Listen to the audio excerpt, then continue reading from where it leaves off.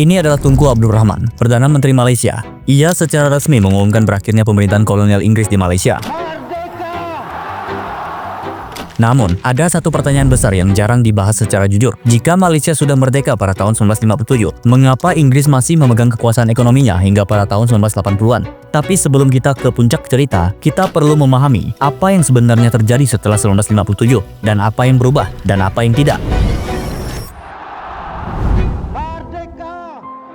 Ketika Inggris memberikan kemerdekaan kepada Malaysia pada 31 Agustus 1957, yang berubah adalah struktur politiknya, tapi sistem ekonominya hampir sepenuhnya tetap sama. Inggris tidak pergi begitu saja. Mereka memastikan kepentingan ekonominya tetap aman. Di sektor perkebunan, Guthrie Corporation, Harrison and Crossfield, dan Sime Darby mengendalikan ratusan ribu hektar kebun karet dan kelapa sawit. Di sektor pertambangan timah, Anglo Oriental dan perusahaan-perusahaan Inggris lainnya mendominasi produksi dan ekspor. Di sektor keuangan, bank-bank Inggris tetap menjadi tulang punggung sistem perbankan. Pada akhir 1950-an, Inggris menguasai sekitar 75% dari seluruh investasi asing di Malaya. Secara resmi, negara ini sudah merdeka, namun secara ekonomi, kendali utama masih berada di tangan perusahaan-perusahaan kolonial. Setiap kali harga karet dan timah naik di pasar dunia, keuntungan terbesar tidak berhenti di Kuala Lumpur. Uang itu mengalir ke kantor pusat perusahaan-perusahaan Inggris di London. Sistem ini dibiarkan berjalan hampir tanpa gangguan selama lebih dari 1 dekade. Setelah kemerdekaan, retakan itu akhirnya pecah pada akhir 1960-an dan memaksa Malaysia menghadapi kenyataan pahit tentang arti kemerdekaan yang sebenarnya. Selama dekade berikutnya, ketimbangan ekonomi semakin jelas. Pemerintah bergantung pada modal asing. Data menunjukkan bahwa Inggris tetap menguasai sebagian besar aset ekonomi utama Malaysia. Dalam manifesto pemilu Partai Aliansi tahun 1969, pemerintah secara terbuka membela kehadiran investor asing. Mereka menegaskan bahwa investasi di luar negeri masih dibutuhkan untuk mendorong pertumbuhan ekonomi nasional. Sebenarnya, pendekatan ini memang terdengar masuk akal. Namun kenyataannya di lapangan berkata lain. Pada tahun 1970-an, lebih dari 60% aset perusahaan di Malaysia masih dimiliki asing. Dan dari itu, 2/3-nya berada di bawah kendali Inggris. Artinya, lebih dari 1 dekade setelah kemerdekaan, ekonomi Malaysia masih dikendalikan oleh kekuatan yang sama, bedanya tanpa bendera kolonial. Masalah ini menjadi semakin rumit karena ada warisan paling berbahaya dari kolonial Inggris, ekonomi berbasis ras. Selama puluhan tahun, Inggris membentuk sistem di mana pekerjaan dan identitas etnis hampir tidak bisa dipisahkan. Masyarakat keturunan Tionghoa mendominasi perdagangan, konstruksi, dan sektor industri. Orang India sebagian besar bekerja sebagai buruh perkebunan, sementara orang Melayu tertinggal di sektor pertanian tradisional dan setelah kemerdekaan terkonsentrasi di pelayanan sipil serta aparat keamanan seperti polisi dan militer. Struktur ini menciptakan ketimbangan yang dalam, bukan hanya ekonomi tetapi juga sosial dan politik. Pada 13 Mei 1969, ketegangan itu akhirnya meledak. Kerusuhan rasial terburuk dalam sejarah Malaysia pecah di Kuala Lumpur. Negara terjerumus ke dalam kekacauan. Penyebabnya bukan sekedar sentimen etnis. Akar utamanya adalah kemarahan ekonomi yang terpendam lama. Ketimpangan struktur yang diwariskan sejak era kolonial dan dibiarkan setelah kemerdekaan. Pemerintah menyatakan keadaan darurat dan dari sinilah lahir sebuah perubahan besar.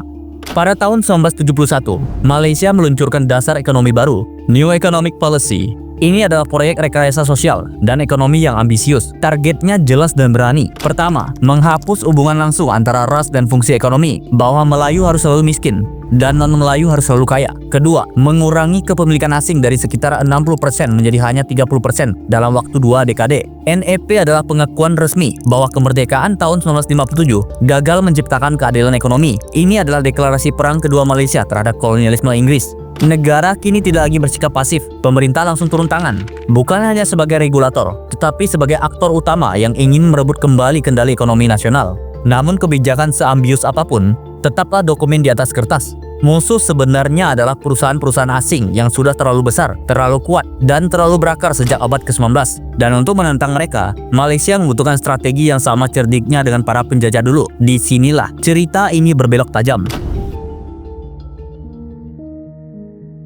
Guthrie Company didirikan pada tahun 1821, jauh sebelum Malaysia lahir sebagai negara. Selama lebih dari 1,5 abad, Guthrie membangun kerajaan agrari di Asia Tenggara. Di Malaysia saja, Guthrie menguasai sekitar 200.000 hektar perkebunan karet dan kelapa sawit. Ini adalah simbol kekuasaan ekonomi kolonial Inggris yang masih berdiri kokoh setelah kemerdekaan. Pada Juli 1981, Mahathir Mohamad baru saja menjabat sebagai Perdana Menteri Malaysia. Berbeda dari pendahulunya, Mahathir tidak melihat perusahaan-perusahaan Inggris sebagai mitra netral. Ia melihat mereka sebagai penghalang utama bagi kebijakan ekonomi baru Malaysia. Rencana pengambil alihan Guthrie dirancang secara rahasia oleh Menteri Keuangan Daim Zainuddin dengan persetujuan langsung dari Mahathir. Pendananya berasal dari Permodalan Nasional Berhad, lembaga negara yang memang dibentuk untuk meningkatkan kepemilikan aset nasional. Tanggalnya juga ditentukan dengan presisi. 7 September 1981, pagi hari di London, saat bursa saham London baru saja dibuka, sekelompok broker yang mewakili kepentingan Malaysia mulai bergerak. Mereka menggunakan strategi yang dikenal di dunia keuangan sebagai downgrade. Aturannya sederhana, beli saham dalam jumlah besar secepat mungkin sebelum pasar menyadari apa yang sedang terjadi. Dalam waktu sekitar 4 jam, Malaysia berhasil mengamankan hampir 49% saham Guthrie. Manajemen Guthrie di London baru menyadari serangan itu ketika semuanya sudah terlambat. Mereka panik. Mereka mencoba membeli kembali saham mereka sendiri untuk menghentikan pengambil alihan, dan gagal. Dalam hitungan hari, Malaysia menguasai mayoritas mutlak saham Guthrie, dan dalam waktu kurang dari 3 minggu, perusahaan yang telah berdiri selama 160 tahun itu sepenuhnya berada di bawah kendali Malaysia. Dominasi Inggris runtuh, bukan di Kuala Lumpur, tetapi di jantung pasar keuangan London. Reaksinya langsung terasa. Direktur pelaksana Guthrie menyebut peristiwa ini sebagai nationalization by the back door. Sebaliknya, media Malaysia menyebutnya sebagai kembalinya Guthrie ke pangkuan Ibu Pertiwi. Dan untuk pertama kalinya sejak 1957, Malaysia tidak hanya merdeka di atas kertas, tetapi juga berani merebut kembali aset yang selama ini menentukan masa depan mereka.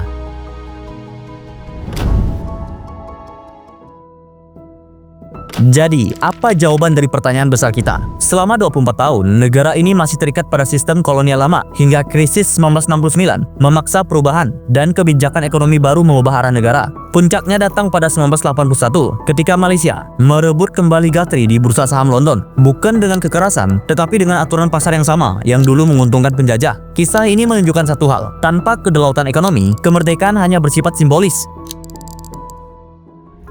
Jika kalian suka video seperti ini, kalian bisa membantu dengan memberikan dukungan melalui Saweria yang ada di deskripsi. Setiap dukungan kalian sangat berarti dan membantu aku untuk terus membuat konten seperti ini. Terima kasih sudah menonton. Tetap tunggu konten aku selanjutnya karena masih banyak cerita dan pembahasan menarik yang ingin aku bagikan di sini. Dan akhir kata, sampai bertemu lagi di video selanjutnya.